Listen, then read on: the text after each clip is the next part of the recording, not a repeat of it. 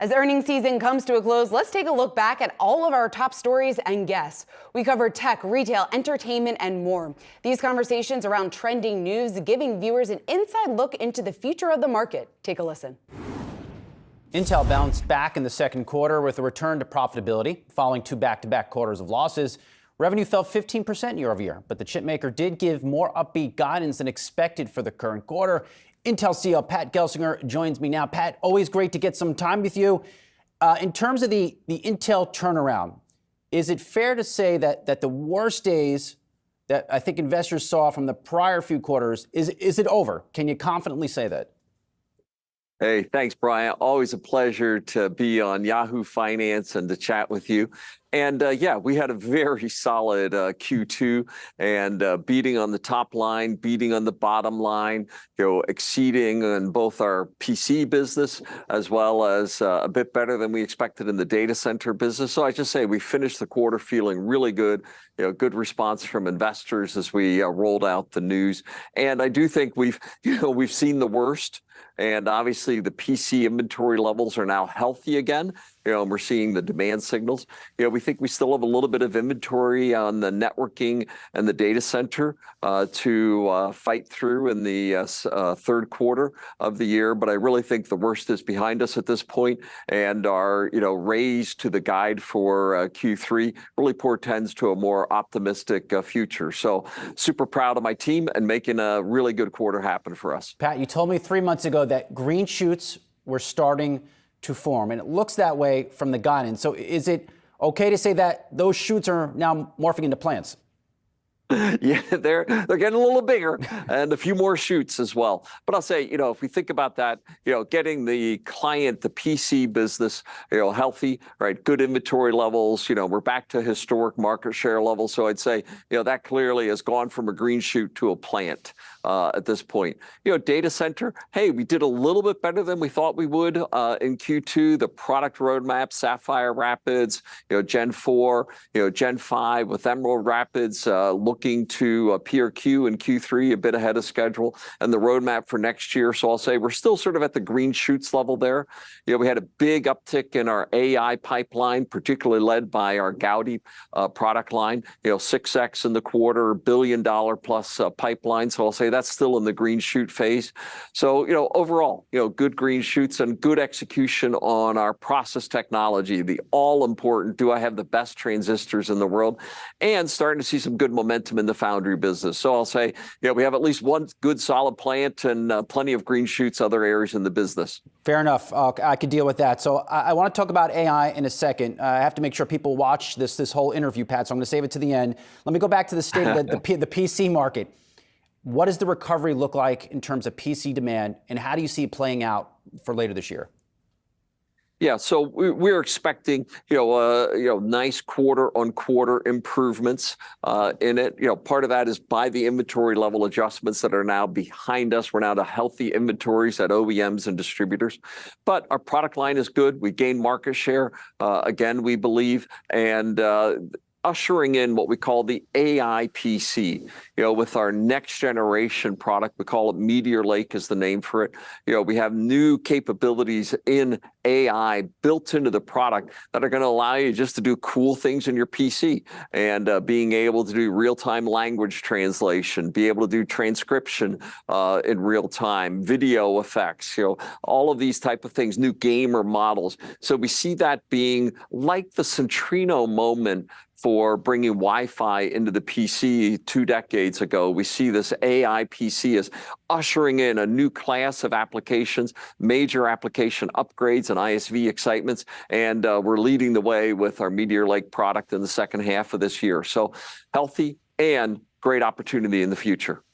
Pat, why doesn't the street give you enough credit for what you are doing in AI? And I bring that up. You just told me you have $1 billion plus pipeline in AI-related products. What do you guys need to do at Intel to get that word out?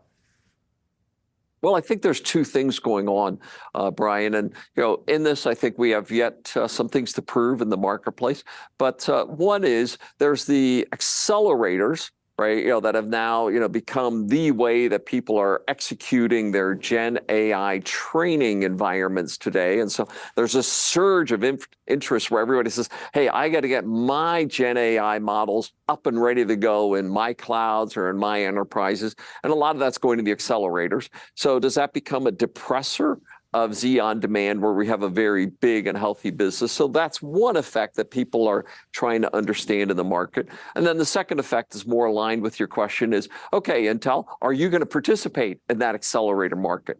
And, I'll just say we haven't been as aggressive out of the chute as we should have been. And now with our Gaudi product line really starting to get interest in the marketplace, customer pipeline is building very rapidly. And we have a very robust roadmap. Gaudi 2 is shipping in volume today. Gaudi 3, I just received first silicon on it, so it's sort of like a 2x level of capability, and we'll be launching that for volume shipments next year. And then our 2025 product is already well underway. So 23, 24, 25, we're showing up. We're starting to make a impact in the marketplace, but we have to prove it because we have a clear market leader who's executing very well. And I also see that as a potential foundry opportunity, that we're actually going to become, a foundry supplier for some of those AI chips as well. So we see the potential to be a provider of those chips, those AI accelerators, but also a foundry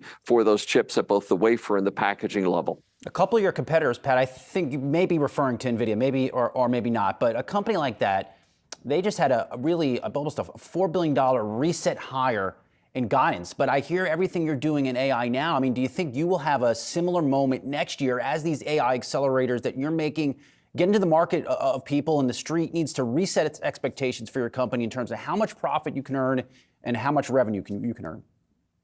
Well, I'll just say, NVIDIA's done a good job in this space, and they've really led the way. And as I like to say, they worked super hard and they got lucky in really being at the right place at the right time for some of these algorithmic breakthroughs.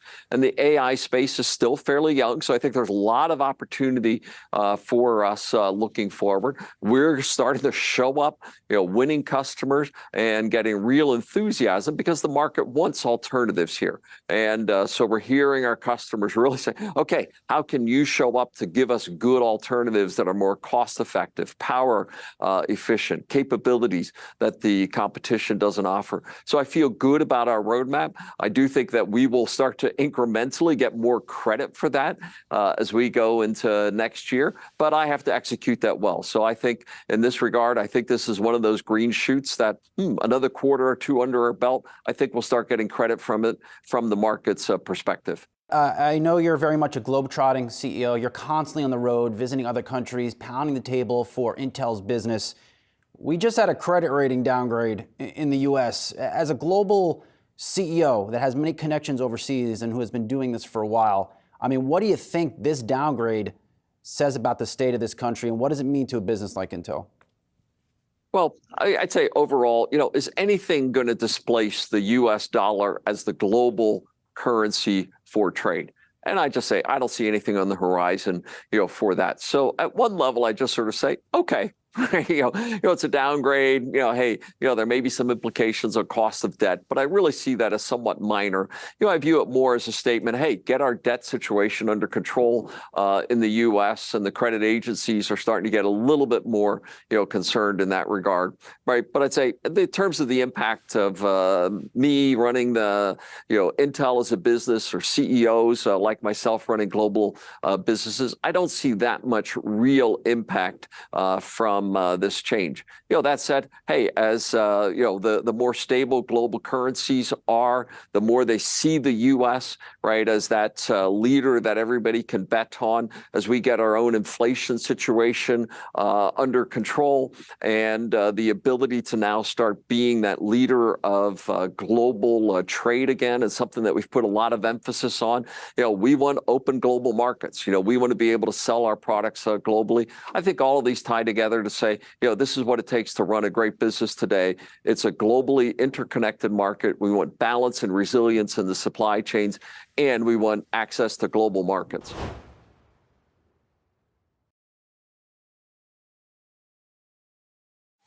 Shares of Starbucks this morning are a little changed after the coffee giant reported strong international sales boosted by China's recovery. Same-store sales did come up short of analyst expectations.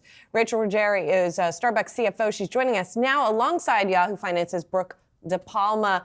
Rachel, always good to see you here. Hi. Hi. Hi. Morning. Good morning. You've had your coffee, clearly. A lot of it. So, Rachel, let's talk about, in particular, what you guys are seeing in the U.S. I want to start there and with the same-store sales growth in the U.S. and what you're seeing in terms of traffic trends versus price trends, how all of that fed through during the quarter. Sure. We would start with the fact that we had a 7% comp. And of that comp, about a point came from transactions. And we're seeing growth across the board year over year in every single day part. And so that's a good indicator of the health of our business. In addition to that, our ticket was 6%, which is elevated. But I think what's important in our ticket is there's a balanced contribution both from strategic pricing, but also from increasing customization and record food attach. And that's important because that shows a volume or a unit component to our ticket.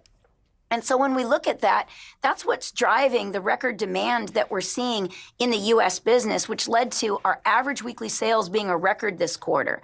You take the combination of the transactions and the ticket with overall new store growth, and we're seeing our average weekly sales the highest we've seen in the history of our company. So it speaks to the demand we're seeing, as well as the record engagement across of our customer group. And we're really encouraged by those signs. I mean, there's a lot happening in the economy, but for us, our demand remains very strong, and we're encouraged by that. And we're continuing to fuel it with the innovation that we're making in terms of our offerings, as well as the increasing digital capability we have and the convenience channels that we're growing. We saw delivery grow this quarter from 4% of sales this quarter. It was just about 2% of sales about a year ago. So we're seeing demand continuing to increase, and we think it speaks to the strength of the brand, but also the loyalty of our customers. And Rachel, a quick follow-up on that. Last quarter, you told us that you expect price increases to return to a more normalized level of 1% to 2%. Are you still expecting that? Yes.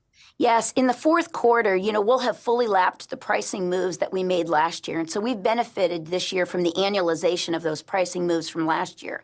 So we'll start to see our ticket normalize from a pricing perspective. But we still believe our ticket will be elevated because we have this ability to continue to drive customization, a mix to more premium beverages, as well as increased attached. Our reinvention plan goes directly at creating the capacity in our stores to be able to serve our customers' needs around customization and attach. And that'll show up in an elevated ticket. So we're encouraged by the demand that will continue to fuel both in our stores as well as digitally. Rachel, I listened to your earnings call yesterday, and one of the things that stood out to me was modifiers, Yes. like the cold foam, et cetera, and how that accounts for around $1 billion in revenue annually. How much more can you all squeeze out of that before consumers say, Uncle? Yeah, I think it really comes down to creating the capacity in our stores to serve that demand. Our reinvention plan is positioned to be able to create a more stable environment for our partners, and that's through wages and through better training, and that's helped to stabilize the environment, bring the turnover down, and stabilize the environment. In addition to that, we've made investments in equipment and in our processes, and that helps with overall throughput. And that throughput helps us to be able to support customers' desires to customize. We don't think that's going away, and we actually have a very deliberate way to innovate and further our customization over time. But it's important to make sure that we create the capacity so that we create a good experience for our partners in serving that with our customers. And our customers naturally customize. So the more we can innovate in that space, I think we have a lot of opportunity ahead. And when we talk about modifiers, that's the same as customization. And that leads to strength in our ticket and has a volume component which supports the demand that we're seeing. Rachel, as we've talked about before, cold foam is a big modifier that is popular in these parts, in this office. Yes. I was also struck to see that 75% of the beverage sales are now cold beverages. And this wasn't even in the height of summer when it's super hot. That's right. Is this a secular change in how people consume coffee? Is this like is this just what it is now, that people are going to drink cold coffee year round and that's it? It's definitely skewed more towards a younger consumer.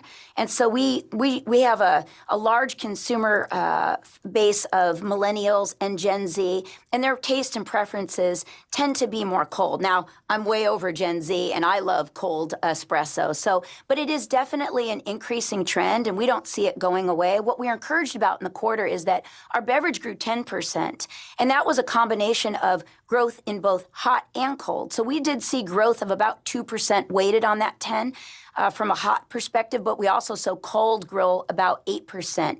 So we continue to innovate in both areas so that we can, offer coffee and continue to lead in coffee for all of the different customer tastes and profiles, but definitely cold is a big opportunity for us, which is why you see us continuing to innovate in areas like ice shake and espresso and refreshment, and even with our new blended lemonade refreshers. Those are all areas for us to be able to continue that growth in cold, which not only grows in the morning, but actually has a position across all day parts. So we see a lot of opportunity ahead, but it's definitely not going away. And one investment that got a lot of buzz this past quarter among consumers is those new ice nuggets that you guys are switching over to. How much money do you expect to save at the end of the day with this investment? And what's the response so far? Well, what I'd say is we're in the early journey of what we call our nugget ice, and being able to put nugget ice in our stores. We've hit our highest volume cold stores so that we can actually support the capacity. And that's largely what the nugget ice is about. It's to be able to support the capacity of the cold demand. And so we'll continue to roll out across our stores. Early on, what we're seeing is it's better for partners. It's easier in terms of overall, it blends faster. Well, eventually it'll be piped into the stores, so they'll no longer have to be, carrying buckets of ice. And so it's a better option for the partners and creates a better experience. But at the same time, our customers love it. And so the combination of that, gives us confidence that we'll be able to continue to fuel the growth, cold growth that we see, with improvements and advancements like nugget ice. And hitting on those employees on the back end really quick, you did see baristas leaving improved by 11%. You saw take-home pay jump 20% year over year. But Lax did hint on some further improvements for baristas, for employees, you guys making month over month. Any sort of insight you could provide there? And also, can you provide an update on where you stand right now with bargaining with those unionized stores? Yeah, I'll start with the fact that from a bargaining standpoint, what I would just start with is, from a unionization standpoint, we continue to believe that a direct relationship with our partners is best from not only a culture, but the experiences that we value. But we support our partners' decisions when it comes to, determining if they want to be part of a union, and we'll continue to bargain in good faith. What we're focused on is how do we continue to leverage our reinvention to create the very best experience for all of our partners. And part of that comes from the investments we're making in our business, the investments we're making in things like nugget ice, as an example, but also the investments we're making to create a more stable environment. And more recently, what we talked about on the call was that we're trying to find the right amount of hours for our partners. That comes through advancements we're making in staffing and scheduling. And we're on a journey. We've made some progress, but we have, a journey ahead of us. But we're encouraged by the early signs that we're seeing because it's helping to reduce turnover and create a more stable environment. And that stable environment's better for partners, it creates a better experience, but it's better for customers. So we'll continue on that journey. And more specifically, what we've done is we've taken our staffing model in-house so that we continue to innovate on a more store-by-store basis. And that way we're more targeted in the investments. I think the real opportunity for us as it comes to labor and the investments around labor is to be more targeted on a store-by-store basis. When you think about how important personalization is and customization is in our business for our customers, it's that same sort of concept for our partners. The more we can personalize the experience, and that comes through the hours they need, the benefits they need, that's where we have tremendous opportunity ahead, largely from an engagement standpoint, which we know is a key driver of the value of the Starbucks experience. Rachel, I want to ask you about the China story and the penetration in China. So the average Chinese consumer only drinks about a dozen cups of coffee a year. I find that shocking. I mean, I drink that, and I won't say a week, but what are you all doing in terms of penetration there, especially when you need to, say, account for some slowing of sales growth in the U.S.? Yeah. You know, for us, what that speaks to, that 12 cups of coffee, really speaks to the demand. I mean, this is one of the largest consumer markets in the world. And so we see the demand is increasing for coffee. And so what we're focused on, even though we're in the early journey of recovery, what we're focused on is how do we differentiate ourselves? And so we continue to focus on innovation, as well as increasing our omnichannel capability. That gives customers multiple different ways to interact with us. And we're also continuing to focus on opening new stores because that allows us to continue to bring in new customers and create new occasions. And all of that's underpinned by an experience that our partners create for our customers each and every day with every single visit. We think that that's the value of the Starbucks experience that's going to help not only in the near term, but support our long-term growth ambitions in the market. Rachel, finally, back here in the U.S., we were very focused this morning on Fitch Ratings' downgrade of U.S. debt, which is, I realize, outside your purview, but I am curious. You know, one of the reasons that Fitch is pointing to here is the dissent that we are seeing in government, the effect that has on fiscal policy, et cetera. Mm-hmm. And I just wonder how you guys are thinking about that issue as a potential threat to economic growth going forward in the United States. Well, it's incredibly important, which is why we've been focused on continuing to operate within a 3 times leverage ratio. So that's the guide that we keep so that we can maintain our BBB+ rating, but also it allows us to be able to support, I'd say, a more conservative stance in terms of our overall financial health. You know, we have a strong balance sheet. We're strong from a financial perspective. And so it's important for us to continue on the journey as we see, you know, interest rates continuing to increase and I'd say some instability in the overall macroeconomic environment. So our financial fundamentals are in place and I would say position us well to be able to grow in the future.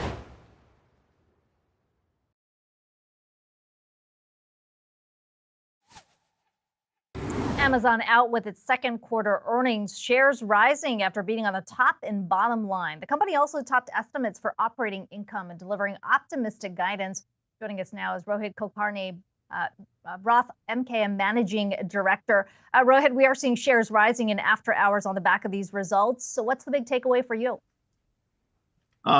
Clean beat and raise numbers. Fundamentals are better than expected. Amazon coming above their high end of the guidance and 3Q outlook being kind of the low end of 3Q outlook is above the street. So this is as emphatic a beat and as emphatic a raise that we have seen from Amazon in probably 18 months. So, and the big other takeaway is AWS. The cloud growth has stabilized. That's what they have said in the letter. And that means we are seeing an inflection in cloud growth from Q2 to Q3. I believe the moment people start to digest an inflection, that's when the stock goes even higher. Rohit, I want to ask you, when it comes to when you get on the earnings call, what are you looking to hear with regard to the path and trajectory for AWS growth? I think what we would love to hear is 2 things. One is how is AI contribution towards AWS kind of trending? Microsoft gave somewhat of a glass half empty kind of situation there where AI contribution started to decline for them. If Amazon provides extra color about how AI and AWS are going hand in hand, I think that should help the stock and the sentiment. And second, I think they're already talking in the letter that AWS has stabilized. So how high can AWS growth go in the near term, given the year-on-year comps are easier in August and September? I think any extra color around that, I think those 2 data points on AWS would definitely help with the sentiment. The third point is Prime Day. Prime Day was the biggest Prime Day they have had in the history. Obviously, we see that in the numbers. We see that in the 3Q guide. But just generally how they see the state of the consumer, state of buying patterns of consumers, trend in the rest of Q3 is kind of assumptions around that would also help. Rohit, there were a lot of concerns about the AWS growth going into these results, particularly on the back of what we heard from Microsoft as well as Alphabet. A lot of companies pulling back some of those investments. You know, I've heard you say many times now that growth, at least in the cloud, has stabilized, but it certainly feels like the outlook is a little more positive for Amazon in this space. What is AWS getting right? In my opinion, AWS has been working on a complete full stack AI offering, which is they have their AWS AI chips, which is for your large language model training and inferencing. They have their own chips that they have probably, I would say, anywhere between 3 to 5 year lead versus Microsoft and Google. They have been working on that over the last 5 years. And on top of that, I think AWS probably has the best data offering across all cloud vendors. So think about the first thing that anyone wants to do with the AI in the cloud. You want to get all your data into the cloud. There is a gravity of data, and that data gravity helps AWS because they have probably the best database offerings, the best data warehouse offerings across all cloud vendors. And Rohit, shares of Amazon are up more than 50% year to date. How high are you expecting this stock to go this year?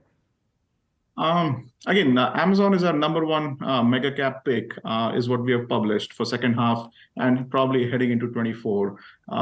In my opinion, I think we are at couple of inflection points at Amazon. The first inflection point is obviously AWS, which we see. The second one, which we are yet to see, is our margins in North America and international retail. I think that's still work in progress, but after having cleaned up their act around fulfillment, around logistics, around hiring, 6 quarters in a row, their employee headcount has declined. That not a single company has done that in the last 6 quarters in a row. So as we start to see, as we get to Q4, we should start to see retail margins ramp up, and that brings the stock higher even more from where we are right now. Obviously, our price target here is 155, but we see that grind higher given where the numbers will shake out after tonight. Rohit, we have seen a big push from the company to increase third-party sellers, and we're seeing third-party seller services net sales coming through from there at $32.3 billion, about an 18% growth year on year. How much higher how big of a driver do you expect that to be when you think about the ad dollars coming in from there? I think it's a fantastic virtuous cycle that Amazon has figured out between their fulfillment by Amazon, the Prime offering, and their third-party seller offering, as well as advertising. So once sellers are onboarded, you are on the fulfillment by Amazon offering, and then you are also in the advertising thing. So I feel they are taking away share from larger advertising companies, say like, for example, Google and Facebook, and plus they are taking away share from smaller e-commerce providers. So in my opinion, this is still something that, based on their kind of 3 pillars of e-commerce, which is advertising on Amazon, fulfillment by Amazon, and obviously the Prime, that creates a moat that probably we are not going to see that break anytime in the near future. Plus, again, they have a new CEO on Amazon.com, Doug Harrington. I think what he's been saying is that decentralized fulfillment centers has created the best and the fastest fulfillment network that has ever existed on planet Earth. So what that means is, the moment you start to get that speed of delivery, the speed of convenience, I think it's hard for we are on the cusp of the next kind of big unlocking of shareholder value for Amazon, and I think we have just started. Rohit Kulkarni, Roth MKM Managing Director. Appreciate you hopping on today. Good to talk to you.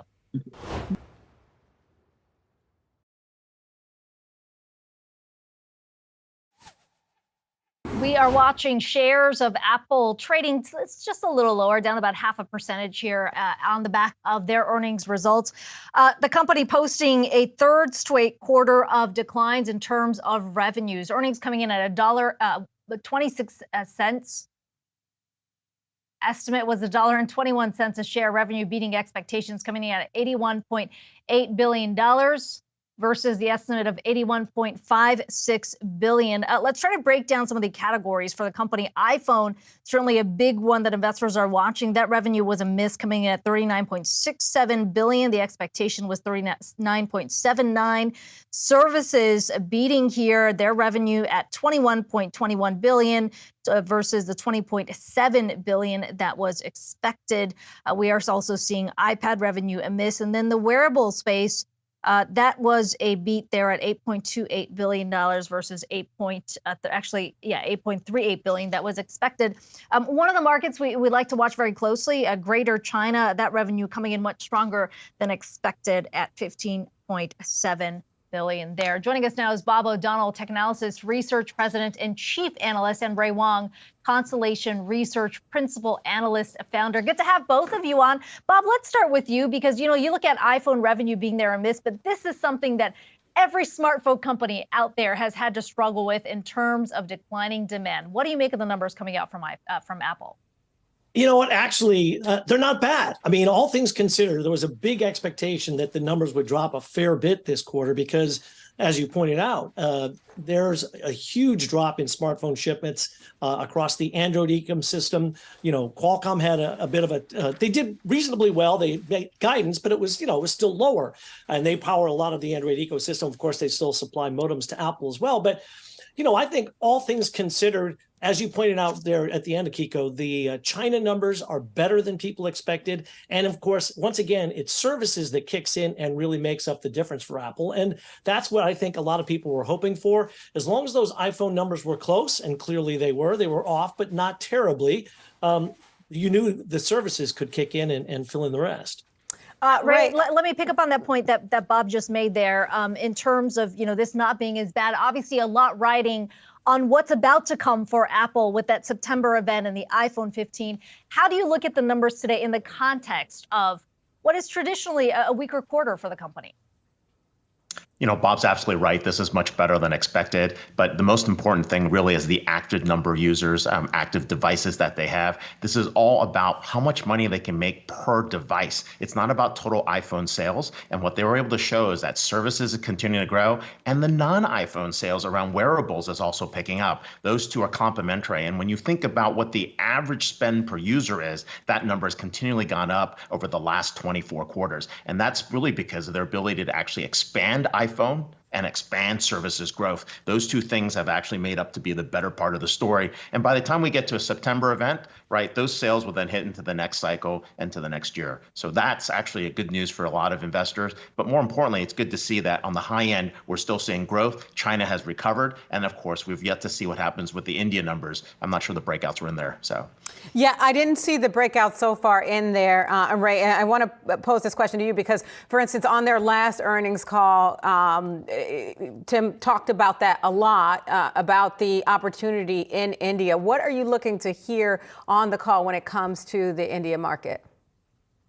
Yeah, I'm hoping someone asks the question about, hey, have they seen gains in India now that they put 3 flagship retail store operations in there? There's plans to do manufacturing in India, and I think that's going to be a long-term winner for Apple over the next 3 to 4 quarters. That's something people are going to watch for those volumes. And then, of course, thinking about what else is coming out of India in terms of the services growth, that will be the attach rate to what's actually happening with the devices.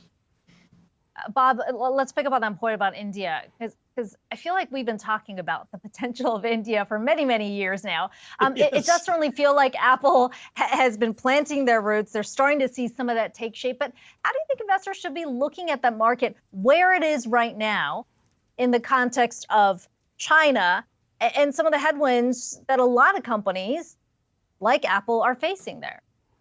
Well, I mean, look, it is going to be incredibly important. I think there's going to be a couple of unique challenges to India. First of all, of course, we haven't seen as many premium phones in general sell there. It's much been more on the lower end. Now, Apple does have a bunch of lower cost, older versions of iPhone products. And to Ray's point, it's once you get an iPhone, then you get attached to the services. Now, the other concern, though, with India is I think we're going to see some slower attached to services there because it's very much more of a hardware-focused market. Obviously, they use services, but I don't think to the degree that we've seen in some of the other markets. So I think India is going to be interesting. I think it will be different than China. I don't think we can think of it the same way. I think you'll see a little bit lower ASP in terms of the phones that are being purchased there. I think you'll see a little bit of lower attach, but it's still a huge opportunity. And they have almost no installed base in India. It's extraordinarily small. So the great thing is it's almost nothing but upside for them there.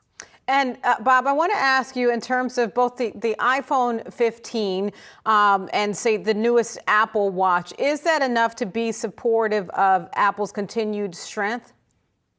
Well, yeah, I mean, look, it's going to be, we're going to see upgrades. It's not going to be probably radical, more than likely, right? Until Apple does, say, a foldable along the lines of a Samsung or what have you, which I think eventually they'll do, maybe a foldable iPad first, but eventually I think we'll get there. You know, it tends to be incremental upgrades. I think you'll see that again this year, but it's enough. Remember now, we're not in that phase anymore of everybody upgrading every year. It's every couple of years. So most people are going to be upgrading from, say, an iPhone 12 or maybe a 13 or even maybe an 11, right? And so when you make the comparisons between the 11 or 12 versus the 15, they are big. And so that's the important thing to bear in mind in a very mature smartphone market, especially here in the US and a lot of parts of the world where people, you know, are big iPhone fans. That's how they think about it. So with that in mind, I think they'll do just fine. They'll have enough things there to keep it interesting, and that will continue to drive the market forward.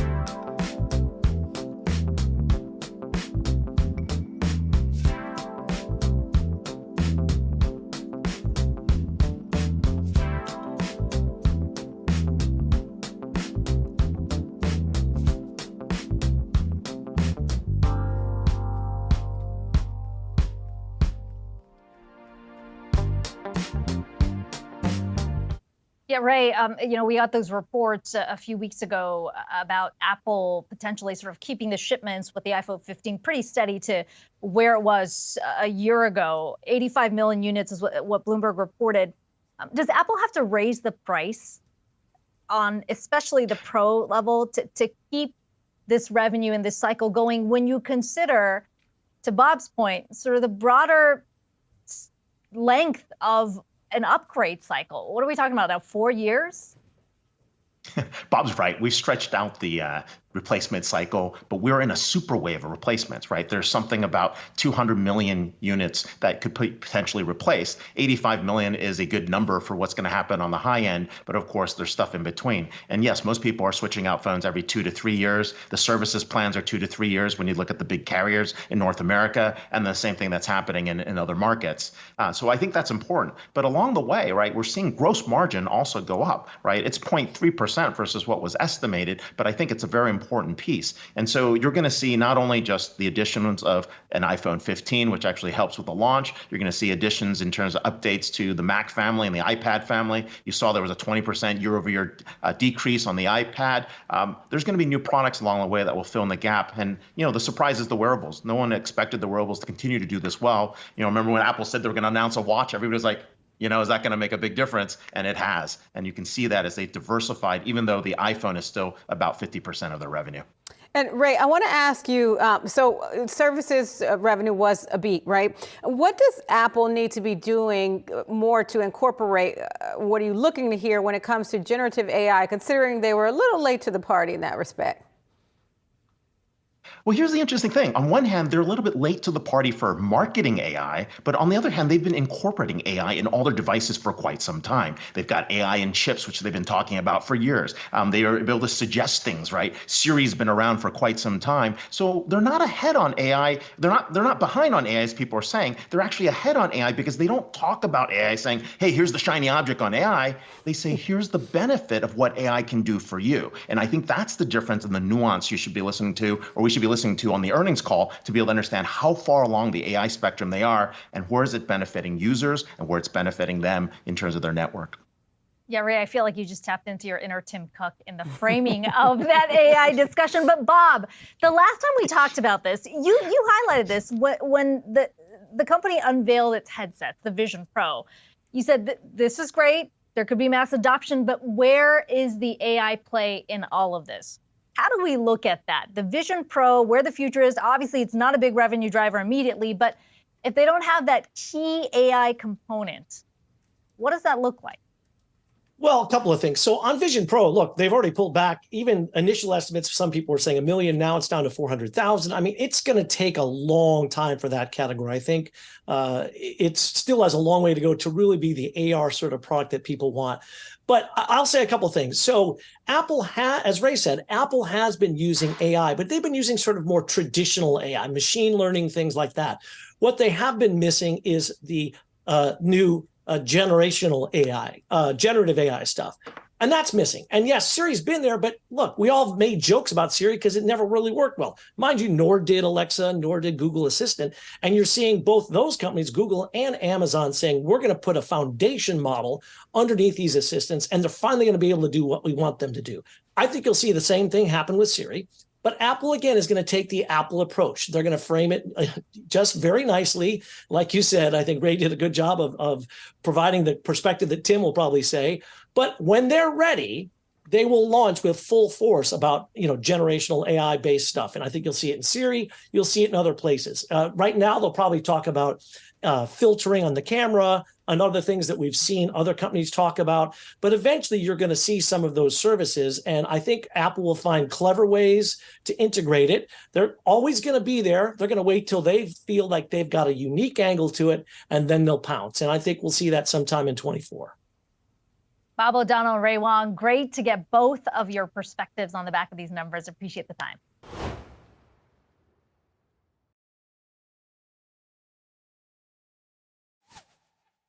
Disney out with a beat on earnings and a narrower than expected streaming loss, but revenue missed expectations and streaming subscriber numbers fell short. That's pressuring the stock in after hours trading. We're looking at a loss of just about 1%. For a deeper dive, we want to bring in Geetha Ranganathan, Bloomberg Intelligence senior media analyst. Geetha, it's good to see you here. So some good news and bad news in this report, at least from the looks of it right now. Some concerns about subscriber numbers missing expectations, revenue coming up a bit short. That's dominating the trading action here in after hours. But what's your first take at these results? Yeah, so my very first take was, of course, at that streaming loss number, which actually came in much better than expected. We were expecting about $750 to $770 million in streaming losses. They came in substantially lower at about 550 million. That's one thing. Of course, as you pointed out, the streaming subscriber miss, at first glance, yes, it does seem like a huge miss. But then if you just dig a little bit deeper, most of those subscriber misses, actually 12.5 million subscriber losses, were at the Indian division of Hotstar. And remember, this is because, Disney actually has foregone a key piece of content, which is the Indian Premier League cricketing rights.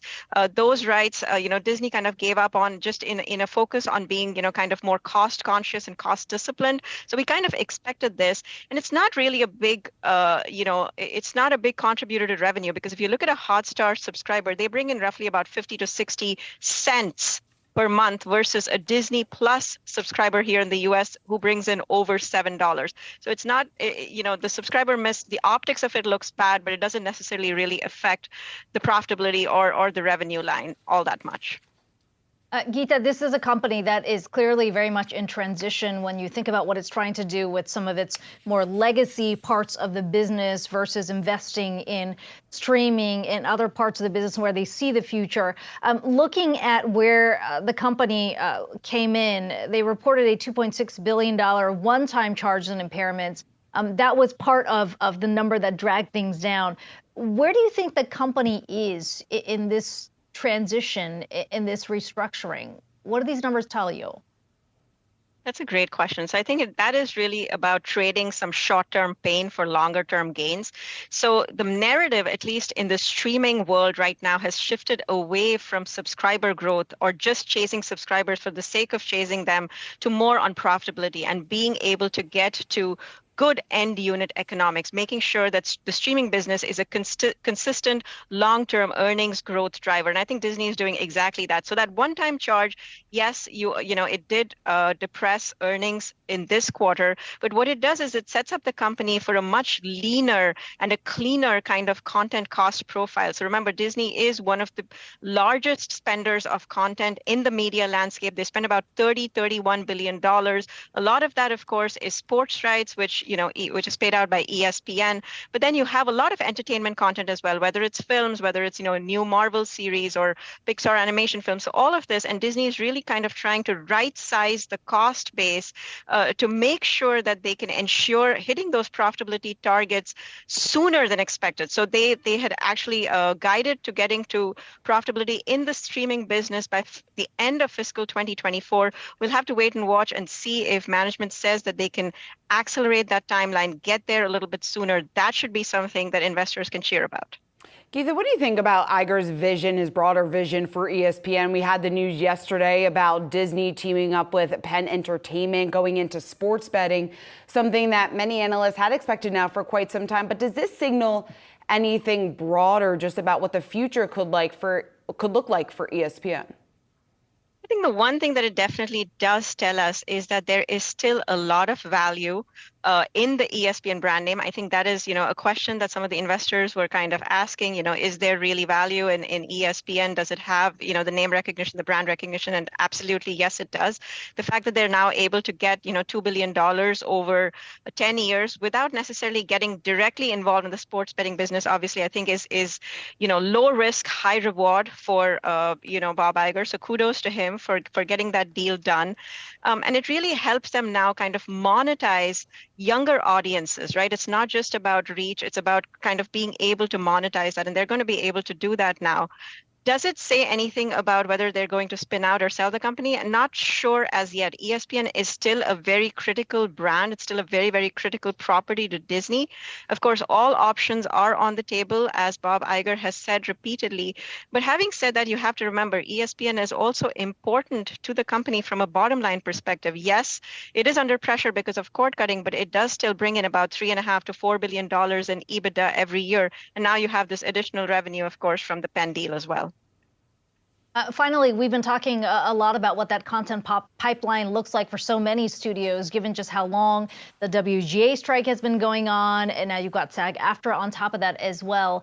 Bob Iger has said, at least publicly, he doesn't think these demands are realistic.